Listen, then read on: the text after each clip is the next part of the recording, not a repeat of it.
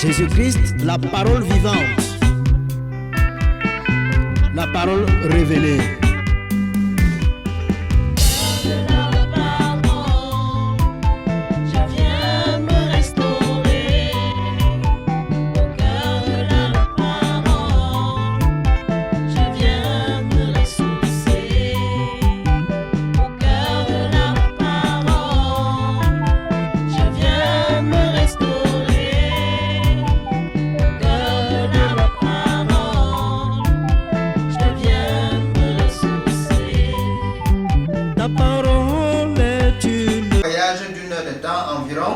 Sur les ondes de Christ Vision Télévision pour partager encore une fois de plus la parole de Dieu, le pain de vie. Je veux quand même annoncer que nous bénéficions cet après-midi de l'assistance, d'une assistance morale de votre serviteur que vous connaissez très bien. J'ai signé SP Boma et quand on ne présente plus sur les ondes de Christ Vision Télévision, c'est le vieux de la vieille qui est là cet après-midi pour nous soutenir très chaleureusement. Je bénéficie également d'une réalisation vraiment mise au point. Voilà pourquoi nous rendons grâce au Seigneur cet après-midi. Allons-y entrer dans le décryptage de notre thème. Nous parlons cet après-midi de la distance de consécration. La distance de consécration, qu'est-ce que c'est dans la parole de Dieu? Chers frères et sœurs en Jésus-Christ, vous savez que notre combat, c'est celui de rentrer dans la profondeur des Écritures et de faire un décryptage profond, de sortir avec la vérité qui peut affranchir tout le peuple de Dieu. Donc, nous parlons donc de la distance de consécration ou alors l'écart de consécration. Je vous entraîne immédiatement dans Matthieu chapitre 5, verset 1. C'est un texte très important, texte que nous connaissons très bien. Matthieu chapitre 5, verset 1. Lorsque Jésus s'apprête avec ses disciples, quand il monte sur la montagne, il laisse quelque chose de très important. On nous dit ceci. Voici la foule, voyant la foule, autant pour moi, Jésus monta sur la montagne, et après qu'il se fut assis, ses disciples s'approchaient de lui, puis, ayant ouvert la bouche, il les enseigna et dit. Donc, Jésus voit la foule, et Jésus monte sur la montagne. Bien aimé, quand nous cherchons la face de Dieu, lorsque nous entrons dans les profondeurs de la parole, c'est pour en sortir avec quelque chose de profond, c'est pour en sortir avec une révélation pointue qui peut changer le cours de notre vie, qui peut nous transformer dans les dimensions les plus profondes. C'est la raison pour laquelle, bien-aimés frères et sœurs, nous n'avons jamais à regarder un acte de Jésus-Christ comme un simple acte, un acte passager. Mais derrière chaque acte de Jésus-Christ, derrière chaque parole de Jésus-Christ, il y a toujours eu quelque chose de particulier, quelque chose de spécial pour nous. Et c'est ce que nous allons voir cet après-midi. Donc, la Bible nous dit, Jésus, voyant la foule, montait sur la montagne. Donc, quand Jésus veut enseigner ses disciples, et vous verrez que quand Jésus monte sur la montagne, il n'y a que les disciples qui le poursuivent sur la montagne. La foule ne monte pas sur la montagne, la foule reste au pied de la montagne, mais seuls les disciples de Jésus-Christ montent sur la montagne. Cela veut dire que nous pouvons voir en filigrane un langage, une communion, une communication, une interpellation de Jésus-Christ dans le secret de la communication spirituelle à monter sur la montagne et à se disposer pour de bonnes choses. C'est pour cette raison que vous voyez, on dit, Jésus voyant la foule, puisque le message, l'enseignement qu'il voulait libérer n'était pas pour la foule, Jésus monte sur la montagne. Et vous verrez très bien que quand Jésus monte sur la montagne, les disciples immédiatement décodent et comprennent le message et ils montent aussi immédiatement sur la montagne. Donc vous verrez très bien que ce n'était pas un fait du hasard, il y avait une communication profonde dans l'esprit entre Jésus-Christ et les apôtres, les disciples à cette époque-là, et ils ont très bien compris le message de Jésus-Christ et ils ont suivi Jésus-Christ sur la montagne. Et vous verrez que ça a toujours été ainsi. Dans Luc chapitre 9 par exemple, dans Luc chapitre 9, à partir du verset 28 à 36, ou alors dans Matthieu chapitre 24, verset 3, vous verrez toujours que Jésus-Christ fuit sur la montagne, Jésus-Christ monte sur la montagne et les disciples le retrouvent. Quand il a quelque chose de sérieux à faire, dans Luc chapitre 9, on dit Jésus les amenait à la montagne à l'écart. Vous voyez très bien que c'est quelque chose de très important. Donc, ce qui nous attire notre attention ici, c'est que Jésus monte sur la montagne et immédiatement, les disciples aussi le suivent sur la montagne comme dans un langage bien défini et bien codé. Donc les disciples comprennent immédiatement le langage et montent aussi sur la montagne. Jésus se met alors à les enseigner. C'était pour marquer la différence entre le niveau spirituel des disciples et celui de la foule. C'est le cas de consécration. Donc bien aimés frères et sœurs, nous devons comprendre que la Bible dit que la nourriture solide est pour les hommes faits. Elle n'est pas pour les enfants. La foule, vous savez que la foule qui suivait Jésus était une foule diversifiée. Il y avait dans la foule beaucoup de gens qui suivaient Jésus-Christ pour les miracles. Certains qui suivaient Jésus-Christ pour voir un point noir. Il a guéri quelqu'un le jour du sabbat et le critiquer. Il y en avait qui suivaient Jésus-Christ parce qu'ils voulaient manger du pain. Il y en avait qui suivaient Jésus-Christ parce qu'ils voulaient être guéris. Certains qui voulaient être délivrés. Il y en avait qui suivaient Jésus-Christ pour que Jésus-Christ vienne trancher leurs problèmes de famille. Donc, dans la foule était diversifiée. Vous comprenez donc que la foule n'a pas une direction. La foule n'a pas de sens précis. La foule peut être emportée dans n'importe quel sens. Donc, la foule parle des chrétiens qui ne sont pas affermis, qui ne sont pas enracinés sur le roc, qui n'ont pas une conviction, qui ne savent pas ce qu'ils font, mais qui sont là entraînés à tout vent de doctrine, entraînés ça et là, qui peuvent prendre n'importe quelle direction. Mais vous voyez, les disciples sont ceux qui marchent dans la discipline du Seigneur et sont ceux qui apprennent à conformer leur vie à l'enseignement qu'ils reçoivent pour être changés, pour être transformés, afin d'être utiles entre les mains du Seigneur. Donc il y a toujours eu cette différence. Et c'est la raison pour laquelle l'enseignement ou alors ce que Jésus veut dire aux disciples, il ne pouvait pas le dire à la foule. Devant la foule, il parle en parabole parce que la foule n'est pas apte à comprendre le mystère. Et d'ailleurs, les disciples lui ont posé la question, mais pourquoi parles-tu à cette foule en parabole? Comment tu viens leur parler et tu parles dans un langage voilé pour qu'ils ne comprennent pas? Et la réponse était claire, il dit, vous, il vous a été donné de comprendre le mystère du royaume, mais à eux, cela n'a pas été donné. Comprenez bien, mes frères et sœurs, qu'il y a donc une différence entre le disciple et la foule. C'est pour cette raison que Jésus fuit sur la montagne et les disciples qui ont les codes de communication spirituelle ont été immédiatement interpellés par Jésus sur la montagne d'une façon discrète et ils se sont retrouvés sur la montagne. Pourquoi? Parce qu'il y avait un écart de concentration, un écart de consécration et une distance de consécration entre le peuple, la foule et, on va dire comme ça, les disciples de Jésus-Christ. Donc la foule attendait toujours au pied de la montagne et ils ne montaient jamais sur la montagne.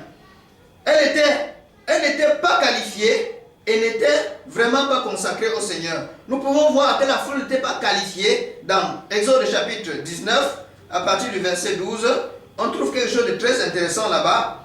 Exode chapitre 19, à partir du verset 12. Je vous y entraîne. C'est très important.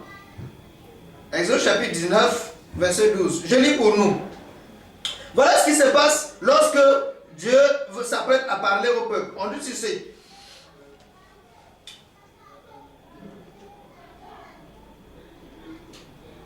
Tu fixeras au peuple des limites tout autour. Et tu diras, gardez-vous de monter sur la montagne et d'en toucher les bords. Quiconque touchera la montagne sera puni de mort. On ne mettra pas la main sur lui, mais on le lapidera, ou on le percera les flèches, animal ou homme, il ne vivra point. Quand la trompette sonnera, ils s'avanceront près de la montagne. Moïse est descendu de la montagne vers le peuple, il sanctifia le peuple et ils lavaient leurs vêtements. Vous voyez bien, frères, on nous dit, le peuple ne doit pas monter sur la montagne. Même quand on regarde le verset 21, on précise encore quelque chose de très important. Il dit, l'Éternel dit à Moïse, descends, fais au peuple la défense expresse de se précipiter vers la montagne pour regarder, de peur qu'un grand nombre d'entre eux ne périssent. Vous voyez que la montagne était interdite pour le bas peuple, pour les gens qui sont, pour les ramassis, pour les gens qui n'ont pas compris le plan de Dieu, les gens qui ne sont pas prêts à payer le prix, qui ne sont pas prêts à persévérer dans l'enseignement du Seigneur. La montagne, ils n'étaient pas qualifiés pour la montagne, parce que la montagne, comme nous l'avons dit dans les enseignements précédents, la montagne est le symbole de la maturité spirituelle. La montagne est le symbole de la présence de Dieu. La montagne est le symbole de la croissance, de la maturité, comme je venais de dire. Et elle a beaucoup d'autres symboles que nous avons vus la fois passée dans les enseignements sur la montagne sainte. Donc vous voyez que, bien mes frères et sœurs, tout le monde ne monte pas sur la montagne. Il était donc évident que quand les disciples montent sur la montagne à la rencontre de Jésus-Christ, que la foule reste là au pied de la montagne. Parce que la foule ne persévère pas. La foule ne paye pas le prix. Ils attendent qu'on marche et qu'on leur donne. Donc il y a un écart de consécration entre les disciples et la foule. Et Jésus-Christ a passé son temps à matérialiser cet écart de consécration pour que nous comprenions très bien. Si nous lisons par exemple dans Matthieu chapitre 8 verset 1, vous verrez très bien que dans Matthieu chapitre 8 verset 1, c'est quand Jésus descend de la montagne que maintenant les disciples, la foule, les gens de la foule viennent avec leurs problèmes, avec leurs malades, ils posent leurs questions, ils essayent d'entrer en contact avec lui. Mais quand Jésus monte dans la hauteur, ils sont disqualifiés et n'y montent pas. Donc bien aimés frères et sœurs, c'est une remarque pertinente que nous devons faire. Allons-y aussi dans Luc chapitre 9 verset 37 pour voir quelque chose d'important. Luc chapitre 9 verset 37. C'est un passage aussi très important pour nous. Ok, Luc chapitre 9 verset 37. Je lis pour nous.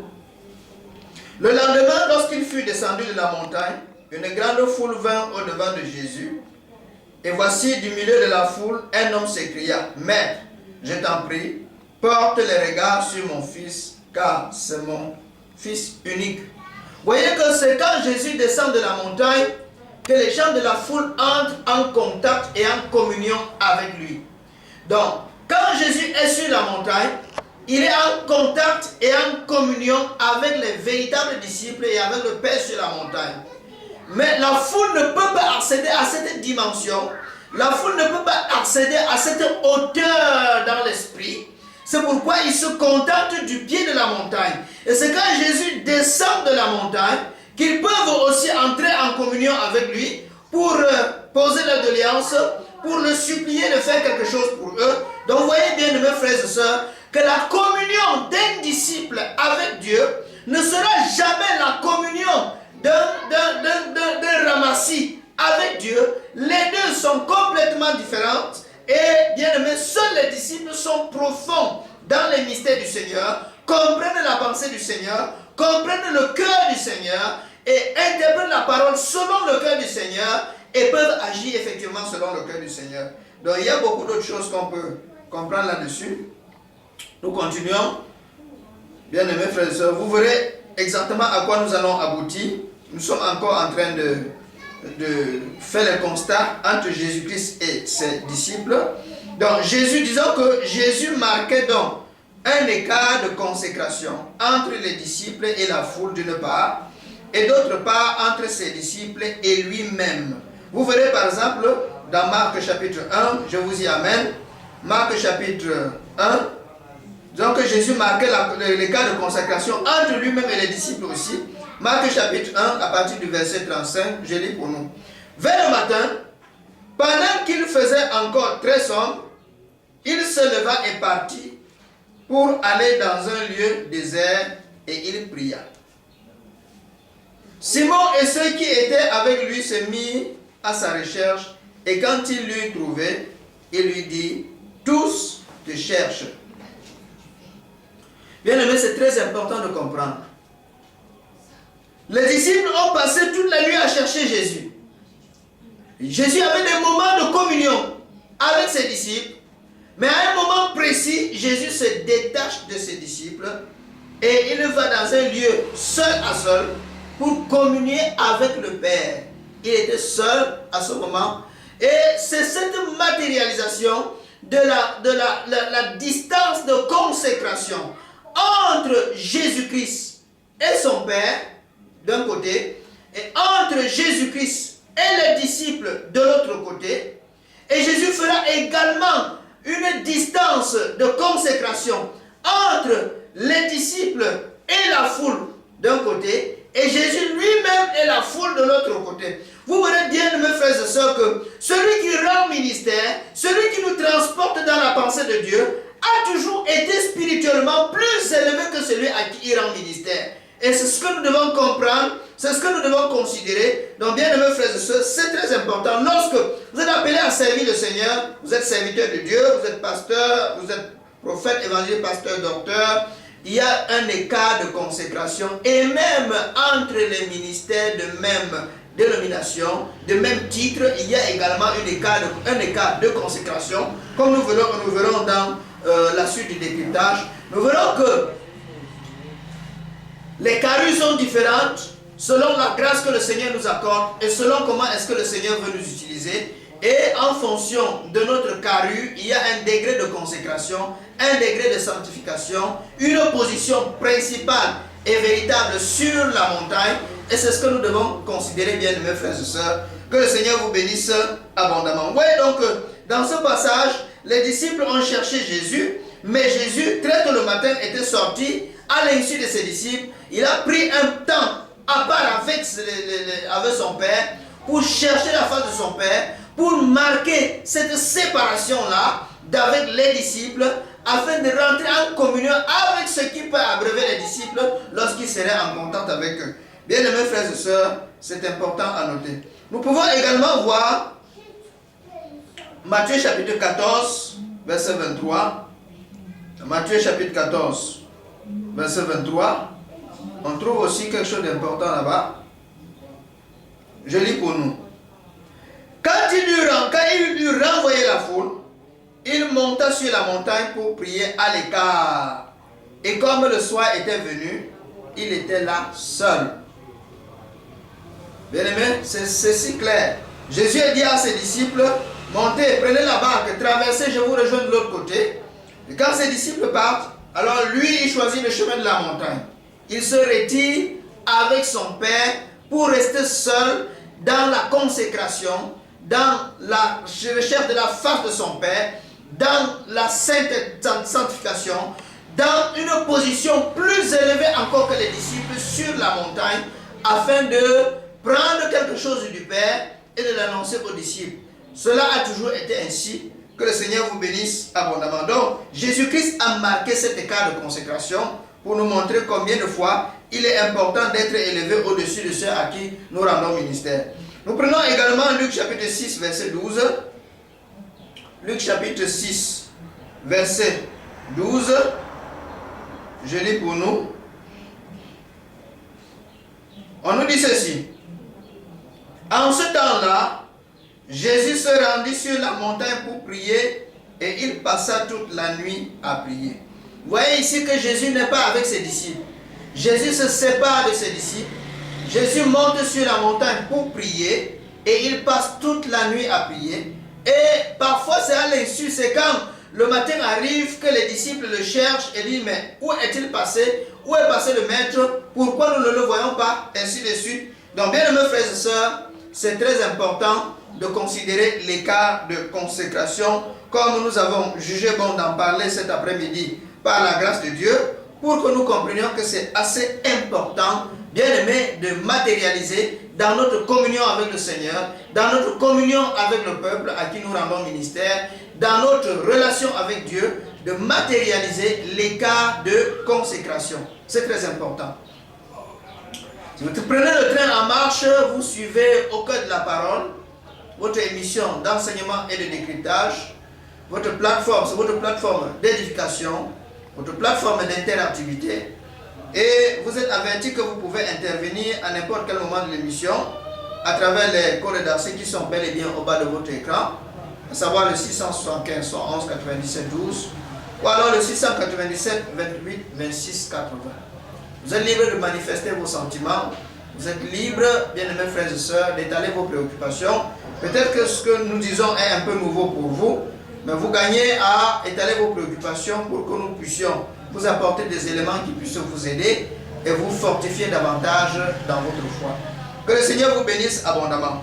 Est-ce que ce que nous disons est vérifiable dans l'ancienne alliance? Bien-aimés frères et sœurs, est-ce que ce que nous disons, les cas de consécration que nous disons, on peut le retrouver dans l'ancienne alliance? Vous savez que toute chose, tout enseignement doit être vérifié, vérifiable, aussi bien dans l'Ancien que dans le Nouveau Testament, parce que toute vérité est établie sur la déposition de 2 ou de 3 témoins. Alors aussi dans l'Ancienne Alliance, pour voir si nous pouvons retrouver les cas de consécration bien matérialisés là-dedans, Josué chapitre 3, versets 2 à 4, je vous y amène. Josué chapitre 3, verset 1, je vais dire verset 2 à 4, je lis pour nous. Au bout de 3 jours, les officiers parcoururent le camp et donnèrent cet ordre au peuple. Lorsque vous verrez l'arche de l'alliance de l'Éternel, votre Dieu, portée par les sacrificateurs, les Lévites, vous partirez au lieu où vous êtes et vous vous mettrez en marche après elle. Mais, très important, il y aura entre vous et elle une distance d'environ 2000 coudées. N'en approchez pas. Elle vous montrera le chemin que vous devez suivre, car vous n'avez point encore passé par ce chemin. Josué dit au peuple, sanctifiez-vous, car demain l'Éternel fera des prodiges au milieu de vous. Bien-aimés, voyez très bien. On nous dit pendant la traversée du Jourdain, quelque chose de spécial, quelque chose que nous lisons régulièrement, mais qui le plus souvent passe inaperçu. Comment ça se fait voir maintenant? Josué dit expressément au peuple, faites attention. Dans 3 jours, nous allons traverser et nous allons entrer à Canaan. Mais, quand les sacrificateurs porteront l'arche et qu'ils vont commencer à avancer, ne collez pas sur les sacrificateurs. Mettez une distance, une bonne distance entre les sacrificateurs qui portent l'arche et le peuple. Bien aimé, c'est ce que nous appelons l'écart de consécration ou alors la distance de consécration. Il y a un écart spirituel. Il y a un écart spirituel entre l'homme de Dieu et celui à qui il rend ministère. En fait, c'est le principe, c'est ce qui devrait être. Ça veut dire que le niveau spirituel d'un homme de Dieu doit toujours et toujours être élevé, sinon de très loin élevé au-dessus de ceux à qui il rend ministère. La Bible dit clairement, un aveugle ne peut pas conduire un aveugle. Sinon, les deux tomberont tous dans le même trou. Vous voulez conduire un aveugle, vous devez avoir les yeux ouverts. Et si vous avez les yeux ouverts, vous êtes au-dessus de l'aveugle. Et la main qui donne est au-dessus de la main qui reçoit. Vous êtes appelé à dispenser les grâces du Seigneur, à dispenser la parole du Seigneur. Vous devez être élevé au-dessus de ceux à qui vous rendez ministère. Sinon, il n'y aura pas communication de grâce, il n'y aura pas dispensation des grâces du Seigneur. Nous continuons. Bien-aimés frères et sœurs, que le Seigneur vous bénisse abondamment. Donc, c'est très important de comprendre que cette distance-là a été matérialisée physiquement entre les sacrificateurs et le peuple de Dieu.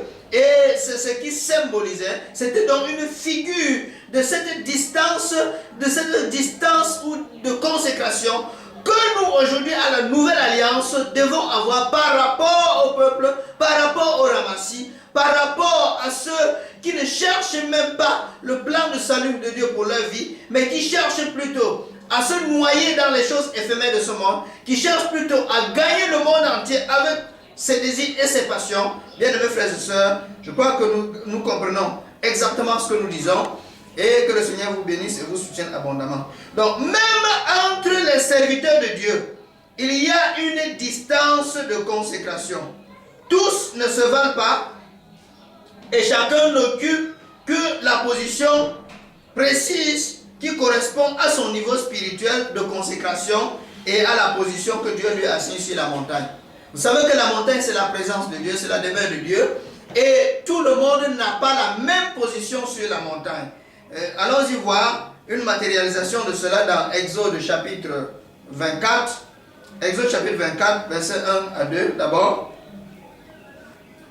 Exode chapitre 24, versets 1 à 2. Regardons comment l'écart de consécration est bien visible ici. Dieu dit à Moïse, monte vers l'Éternel, toi et Aaron, Nadab et Abihu, et 70 des anciens d'Israël, et vous vous prosternerez de loin.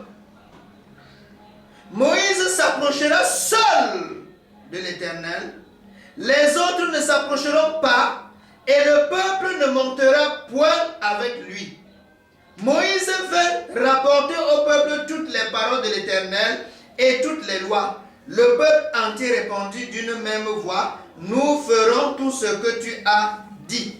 Vous voyez que Dieu commence par préciser que Moïse monte avec Aaron, avec Nadab, avec Abihu, avec les anciens et bien entendu avec Josué, parce que Josué est présent. Vous verrez que Josué ira même très loin sur la montagne. Mais il dit, après tout cela, Moïse montera seul. Donc, même quand vous serez sur la montagne, vous n'aurez pas la même position. Il y en a qui seront au premier refuge, comme Aaron et les autres avec les 70 anciens, Aaron et Hur seront au premier refuge avec les disciples. Mais il y en a qui pourront monter un peu plus loin encore, et il y en a qui iront plus loin, et Moïse seul ira jusqu'au dernier refuge, dans la présence de Dieu, dans la nuée, pour recevoir la grâce. Donc vous comprenez très bien que tout le monde n'a pas la même position sur la montagne. Tout le monde n'a pas la même position, n'a pas le même niveau spirituel. Vous avez beau être des hommes de Dieu, tous pasteurs, tous évangélistes, tous docteurs, tous prophètes ou tous apôtres, mais souffrez, bien-aimés frères et sœurs, que je nous dise au nom du Seigneur que nous n'avons pas tous la même position ou le même degré de consécration devant le Seigneur. C'est établi dans la parole de Dieu et Dieu fait grâce à qui il le veut. Il donne à qui il le veut, il positionne chacun comme il veut. Et d'ailleurs, tous les membres du corps n'ont pas la même fonction. Il y en a qui sont un peu plus petits, il y en a qui sont un peu plus grands, mais chacun est important quelque part. Il y a un ordre d'importance, mais tous sont importants et chacun joue son rôle. Donc, bien aimé, c'est ce que nous devons comprendre. Si nous lisons par exemple du verset 9 à 18, nous allons comprendre du même chapitre, verset 9 à 18, nous allons comprendre ce qui se passe là. Verset 9. Moïse monta avec Aaron, Nadab et Abihu et 70 anciens d'Israël. Il vit le Dieu d'Israël sous ses pieds. C'était comme un ouvrage de saphir transparent, comme le ciel lui-même dans sa pureté. Il n'étendit point sa main sur l'élite des enfants d'Israël. Il vit Dieu et il mangeait et but.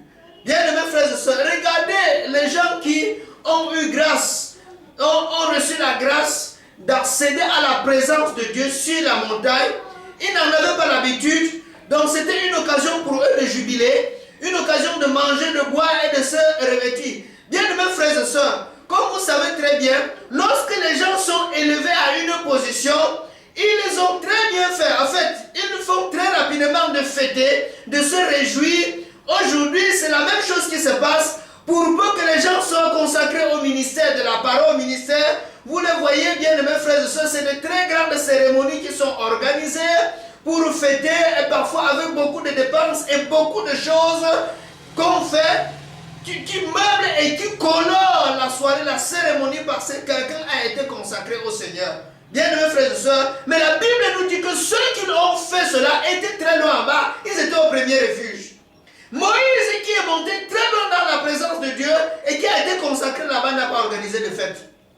Il n'a organisé aucune cérémonie, c'est pas moi, pour montrer combien de fois il est entré dans la présence de Dieu. Et c'est la raison pour laquelle vous verrez bien aimé dans Actes chapitre 13, je vais lire dans Actes des Apôtres, on dit ceci, lorsque les prophètes et les docteurs était en train de servir le Seigneur dans le jeûne et dans la prière, le Seigneur dit, mettez-moi à part Paul et Barnabas pour l'œuvre à laquelle je les ai appelés. Et vous ne verrez jamais une fête qui a été organisée pour la circonstance. Pourtant, ils avaient un appel spécial, un appel tout particulier. Ils transportaient l'onction et la puissance de Dieu.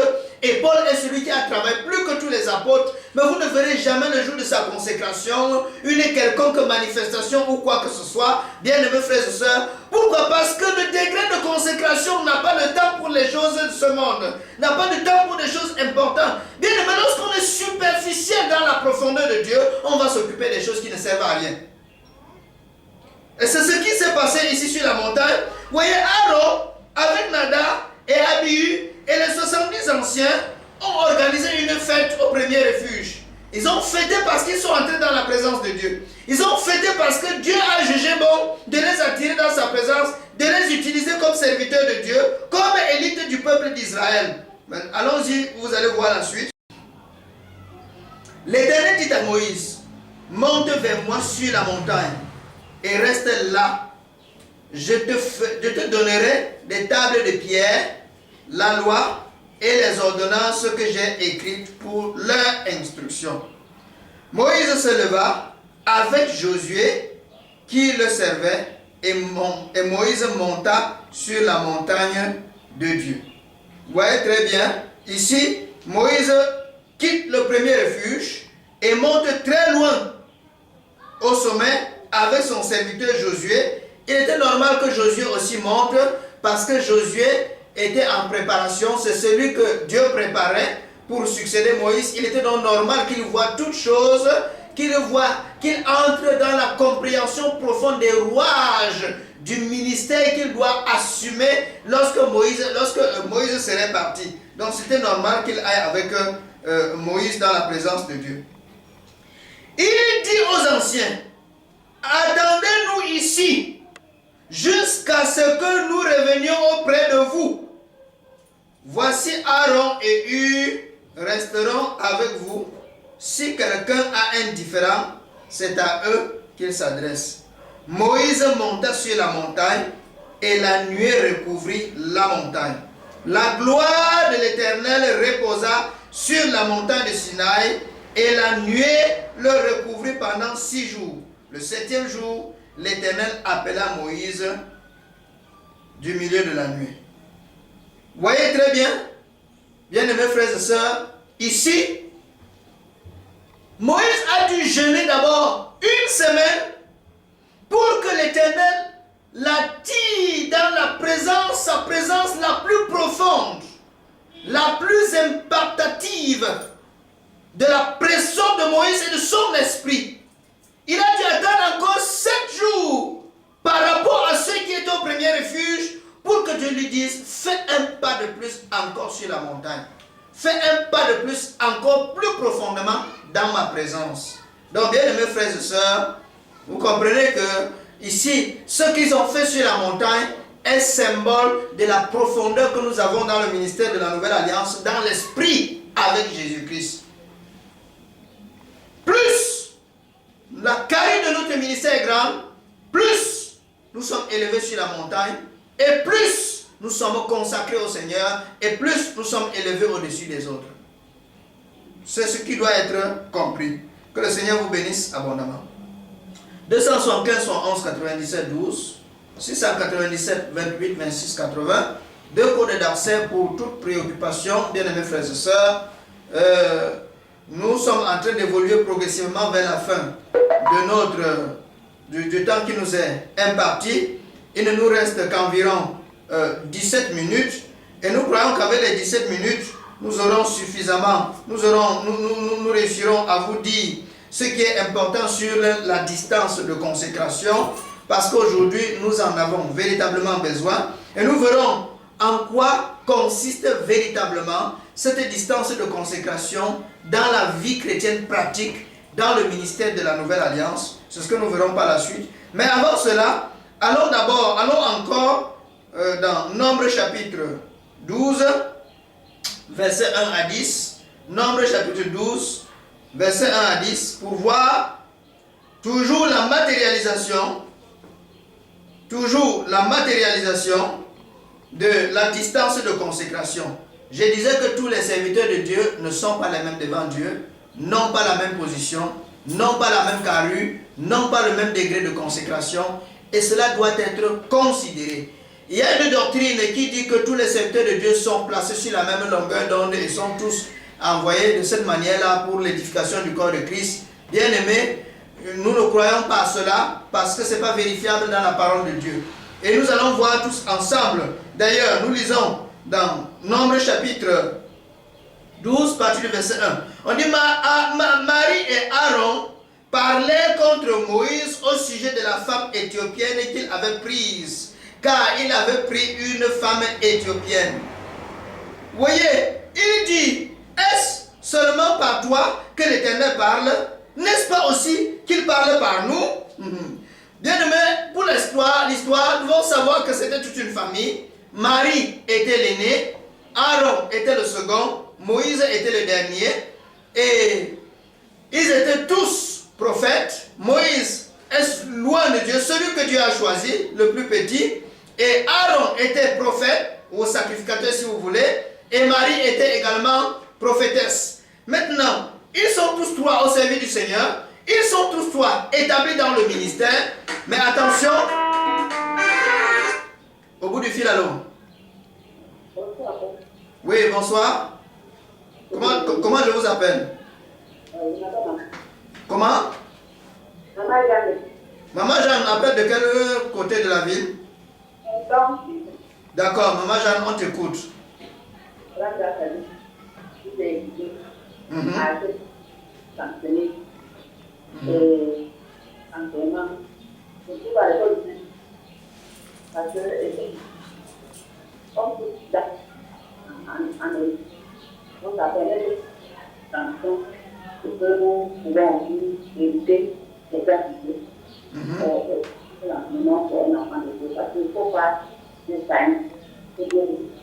Amen. Que le Seigneur te bénisse abondamment, Maman Jeanne. Amen, amen. Oui. Tu as encore quelque chose, tu as encore une préoccupation? Non, c'est là pour manifester ton enthousiasme. Ok, que le Seigneur te bénisse abondamment. Cela nous encourage aussi. Nous pouvons croire par là que vous saisissez ce que nous disons dans l'esprit. Et non seulement que vous saisissez, que vos cœurs aussi soient ouverts, largement ouverts, afin d'être impactés, échangés, transformés complètement. Que le Seigneur te bénisse, Maman Jeanne. Maintenant. Ok. Nous allons continuer avec l'enseignement. Maman Jeanne est encore en ligne. Pourtant, on n'a plus de préoccupations. Mais nous continuons quand même dans le décryptage de notre thème. J'étais disant donc, avant que Maman Jeanne nous prenne la parole, j'étais donc disant que trois serviteurs de Dieu, trois prophètes à qui Dieu parle, par qui Dieu parle au peuple de Dieu. Mais quelque chose de très remarquable ici, vous voyez, ils se plaignent de Moïse parce que Moïse a donné une loi et Moïse a enfreint la loi. Moïse a dit dans la loi que les Israélites ne doivent pas épouser une païenne. Et Moïse, qui a donné la loi, qui est le législateur, s'en va épouser une femme éthiopienne, par conséquent, païenne et étrangère au peuple hébreu. Donc, Marie et Aaron avaient raison de se plaindre quelque part. Mais également, ils n'avaient pas raison parce qu'ils avaient cru que tous les serviteurs de Dieu sont placés sur la même longueur d'onde.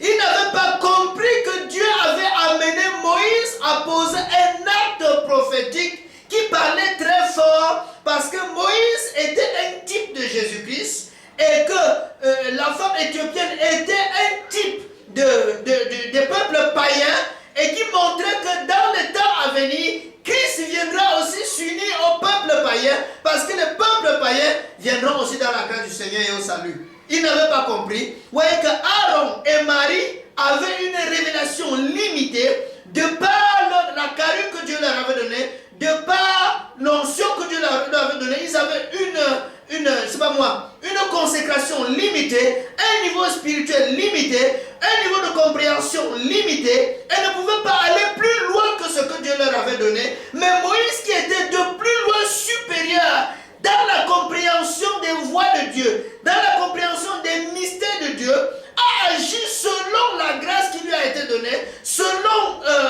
la dimension de l'esprit qui reposait sur lui, et selon les directives du Seigneur. Et vous voyez que Aaron et les autres et Marie étaient totalement perdus. Ils ont péché contre Moïse, ils ont aussi péché contre Dieu, ils ont murmuré, ils ont insulté Moïse, et vous verrez très bien que dans la suite du passage, Dieu lui-même dit comment Moïse, Aaron, Marie, retrouvez-moi dans la tente d'assignation. Nous allons lire là-bas, on dit ceci. L'Éternel descendit dans la nuée et il se tint à l'entrée de la tente. Il appela Aaron et Marie qui s'avançaient tous les deux. Et il dit, écoutez bien mes paroles. Lorsqu'il y aura parmi vous un prophète, c'est dans une vision que moi l'Éternel, je me révélerai à lui. C'est dans un songe que je lui parlerai. Il n'en est pas ainsi de mon serviteur Moïse. Il est fidèle dans toute sa maison. Je lui parle bouche à bouche. Je me révèle à lui sans énigme. Et il voit une représentation de l'Éternel. Pourquoi donc n'avez-vous pas craint de parler contre mon serviteur, contre Moïse? La colère de l'Éternel s'enflamma contre eux et il s'en alla. La nuée se retira de dessus la tente et voici Marie était frappée d'une lèpre blanche comme la neige. Aaron se tourna vers Marie et voici elle avait la lèpre. Bien aimé, vous voyez les cas de consécration matérialisés dans l'Ancienne Alliance. La Bible dit, un homme spirituel est comme le vent. Le vent souffle, on entend le bruit, on ne sait ni d'où il vient, ni où il va. On dit, il en est ici de l'homme spirituel. Moïse était comme ce vent. Quand le vent de l'esprit a soufflé, dans la dimension qui lui a été donnée, les autres n'ont rien compris. Pourtant, c'était des prophètes, c'était des serviteurs de Dieu. Et ils ont péché, ils ont murmuré. La plupart du temps, nous ne respectons pas nos niveaux spirituels. Nous ne respectons pas notre carrure et nous prenons la peine à insulter, à dénigrer, à blasphémer contre des serviteurs de Dieu qui agissent dans des dimensions que nous ne comprenons pas. Nous prenons la peine à juger, à critiquer, comme si tout le monde devrait faire comme nous. Bien aimés frères et sœurs, il y a des choses profondes dans la distance de consécration et personne ne pourra agir en dehors de son domaine de définition qui lui a été donné sur la montagne. Bien aimés frères et sœurs, c'est très important. Donc lorsque vous trouvez un serviteur de Dieu qui rend ministère dans les voies que vous ne comprenez pas, et si cela n'a rien de péché, rendez grâce, glorifiez le Seigneur, parce que le Seigneur a donné à quelqu'un ce que vous ne comprenez pas. Il est possible de comprendre ainsi. Lorsque l'apôtre Pierre lui-même dit de Paul, il dit de l'apôtre Paul que Paul enseigne des choses difficiles à expliquer, difficiles à comprendre, dans lesquelles les gens mal affermis tournent le sens, comme ils le font pour celui des Écritures. Donc, Pierre, même comme il était l'apôtre à qui on a donné les clés, mais avait compris que Paul avait une carrure qui était au-dessus de la sienne, et que l'onction qui repose sur Paul devait être respectée, il devait s'incliner devant cette onction. Et pour la petite histoire, pour ceux qui ne le savent pas, c'est Paul qui est venu longtemps après dans le ministère, qui a travaillé à l'affermissement de Pierre dans beaucoup de choses. Nous aurons le temps de vous démontrer cela dans la parole de Dieu. Donc bien aimés frères et sœurs, il est important de considérer la distance de consécration d'un serviteur de Dieu. Nous allons continuer, bien aimés frères et sœurs. Alors qu'il ne nous reste que 5 minutes. 5 minutes. Il nous sera difficile de dire vraiment des choses très intéressantes concernant l'impact de la distance de consécration sur le ministère de la Nouvelle Alliance, le temps faisant déjà défaut. Mais nous allons nous efforcer de vous dire ce que nous pouvons dire. Il faut dire clairement que quand Dieu décide de nous sauver, il descend vers nous, ce qui marque cette distance de consécration. Vous voyez très bien dans Philippiens chapitre 5, 2 versets 5 à 11, on nous dit ceci, que Jésus-Christ était dans sa position de Dieu, mais il n'a pas regardé comme une proie à arracher sa position d'égal au Père. Il est descendu, il s'est humilié lui-même, il est descendu au milieu de nous, il s'est rendu obéissant jusqu'à la mort et jusqu'à la mort de la croix. Et c'est pourquoi Dieu l'a souverainement élevé et lui a donné le nom qui est au-dessus de tout nom, afin qu'au nom de Jésus, tout genou fléchit dans le ciel, sur la terre, sous la terre. Donc, vous voyez que Dieu qui était élevé, pour parler au peuple, était obligé de descendre pour matérialiser qu'il y a une très grande distance qui existe entre Dieu et les hommes. Par conséquent, une grande distance qui existe entre les hommes qui transportent l'onction et la puissance de Dieu et le peuple de Dieu. Nous continuons également à lire 1 Corinthiens chapitre 9, versets 19 à 23. 1 Corinthiens chapitre 9, 19 à 23. C'est peut-être le dernier passage que nous allons lire. 1 Corinthiens chapitre 9, à partir du verset 19. C'est l'apôtre Paul qui parle, suivant ce qu'il dit. Car, bien que je sois libre à l'égard de tous, je me suis rendu le serviteur de tous afin de gagner le plus grand nombre. Avec les Juifs, j'ai été comme juif afin de gagner les Juifs. Avec ceux qui sont sous la loi, comme sous la loi, quoique je ne sois pas moi-même sous la loi, afin de gagner ceux qui sont sous la loi. Avec ceux qui sont sous la loi, comme sous la loi, quoique je ne sois pas sous la loi de Dieu, étant sous la loi de Christ, afin de gagner ceux qui sont sans la loi. Je vous dis sans la loi. J'ai été établi avec les faibles, j'ai été faible avec les faibles, afin de gagner les faibles. Je me suis fait tout à tous, afin d'en sauver de toute manière quelques-uns. J'en fais tout à cause de l'évangile, afin d'y avoir part. Bien-aimés frères et sœurs, il est important. Comprenez que l'apôtre Paul dit, j'ai été faible avec les faibles, afin de gagner les faibles. Qu'est-ce qu'il veut dire? Il n'est pas faible. Mais pour gagner les faibles, il doit descendre au niveau des faibles. Cela marque l'écart de consécration, la distance de consécration entre un homme de Dieu et à ceux à qui il doit rendre ministère. Que le Seigneur vous bénisse abondamment. Nous allons également dire quelque chose d'important entre l'écart de consécration. Donc, tout comme deux serviteurs de Dieu ne sont pas les mêmes, de même, deux chrétiens ne sont pas également les mêmes, ont des écarts de consécration différents. Vous verrez que lorsque Jésus arrive dans la maison de Marthe et de Marie, la Bible dit que Marthe le reçut chez elle, et vous trouvez l'histoire dans Luc chapitre 10, verset 38 à 42. Maintenant, qu'est-ce qui se passe? Marthe est occupée à recevoir Jésus à la manière des hommes. Mais Marie est occupée à recevoir Jésus à la manière de Dieu. Marthe s'occupait à faire la cuisine, c'est pas moi, à faire la maison, mettre la propriété, arranger ceci, faire tout déplanter tout le décor pour que Jésus, l'homme de Dieu, soit reçu dans les meilleures conditions. Mais Marie est venue s'asseoir au pied de Jésus pour recevoir les instructions, les enseignements, pour que son âme soit transformé, que son esprit soit impacté par la puissance de Dieu.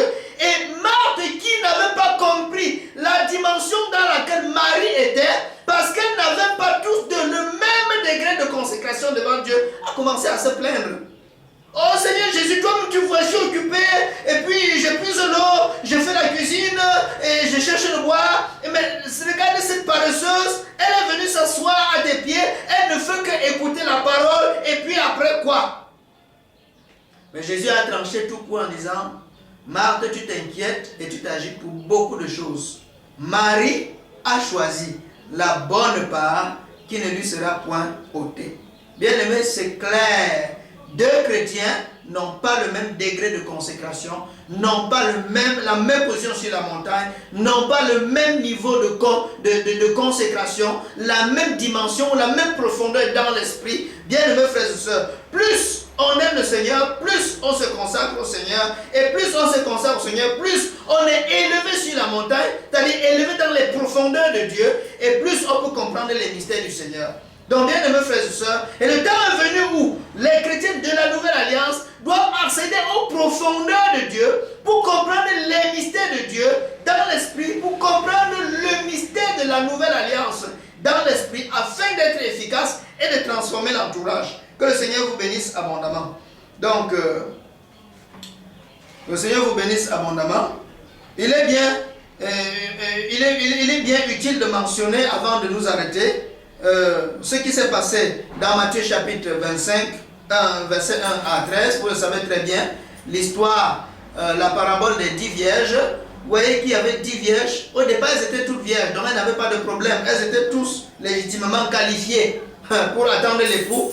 Malheureusement, il y en avait 5 qui étaient sages et 5 qui étaient folles. Vous voyez, personne n'a dit aux sages d'être sages et personne n'a dit aux folles d'être folles, mais le degré de consécration n'était pas le même. Il y avait une différence de consécration entre les vierges sages et les vierges folles, et c'est cette profondeur dans l'esprit qui a amené les vierges sages à mettre toutes les précautions pour être enlevées quand l'époux serait venu. Que le Seigneur vous bénisse abondamment. Bien-aimés, cherchons à être des vierges sages parce que votre enlèvement en dépend, votre salut en dépend. La profondeur des mystères, la compréhension profonde des mystères du royaume de Dieu dépend de votre consécration devant Dieu. Bien-aimés frères et sœurs, que le Seigneur vous bénisse et vous fortifie, vous soutienne. Ouvrez votre compréhension au mystère du royaume, parce que c'est ce qui nous donnera une place devant Dieu. Que le Seigneur vous bénisse abondamment. Prenons ce SMS avant de partir, ce SMS de Oscarine. Ok, c'est la sœur Oscarine qui nous dit ceci. Bonsoir, ou alors, bon après-midi, oint de l'Éternel. Merci pour l'enseignement. J'ai compris plusieurs choses. Ma consécration totale à Dieu, mon humilité, mon dépouillement, des choses terrestres pour m'affectionner aux choses d'en haut. Ok, que le Seigneur te bénisse, Oscarine. Tu as mis les 3 points de suspension, c'est pour dire qu'il y a beaucoup de choses que tu aimerais dire. Que le Seigneur te bénisse abondamment et te soutienne. Nous travaillons à cela, à l'édification du corps de Christ, du peuple de Dieu. Nous travaillons à l'édification de tous ceux qui aspirent à entrer dans les profondeurs du Seigneur pour être vraiment édifiés. Que le Seigneur te bénisse abondamment. Je savais que tu étais connecté parce que c'est ton émission. Je le sais déjà, que le Seigneur te bénisse. Donc, bien-aimés frères et sœurs, le temps qui nous est imparti est arrivé à son terme. Nous avons parlé de la consécration, les cas de consécration, la distance de consécration. Nous n'avons pas épuisé les versets bibliques qu'on devait décrypter. Cependant, vous pouvez les noter, peut-être pour les vérifier vous-même à la maison. Notez par exemple Galates chapitre 4, verset 1 à 7. Notez aussi Hébreux chapitre 5, verset 11 à 14. Vous pouvez également noter Jean 21, de 15 à 17. Dans Jean chapitre 21, vous savez, Jésus parle des brebis et des agneaux. Donc il avait prévu que dans le corps de Christ, tout le monde ne sera pas brebis, tout le monde ne sera pas agneau. Il y a des brebis, il y a des agneaux, il y a des faibles, il y a des forts. Et c'est la distance de consécration. Il avait également prévu, vous voyez, quand l'apôtre Paul parle dans Galates chapitre 4, à partir du verset 1 à 7, il dit ceci.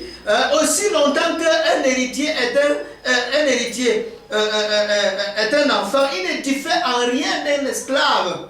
Ses biens sont gérés par des tuteurs et des administrateurs jusqu'au jour où il deviendra fils. Comprenez que c'est bien clair que dans la maison de Dieu, il y a des brebis, il y a des agneaux, il y a des enfants de Dieu, et ils le confessent tous les jours en disant qu'ils sont enfants de Dieu, mais également il y a des fils de Dieu, ceux qui sont entrés dans la maturité et qui peuvent servir le Seigneur dans une dimension profonde. Que le Seigneur vous bénisse abondamment. Allons nous revoir mardi prochain par la grâce de Dieu. D'ici à là, portez-vous bien.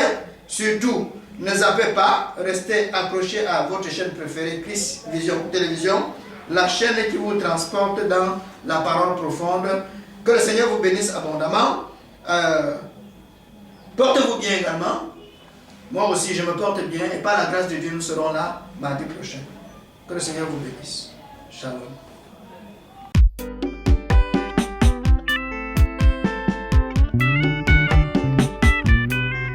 Jésus-Christ, la parole vivante, la parole révélée.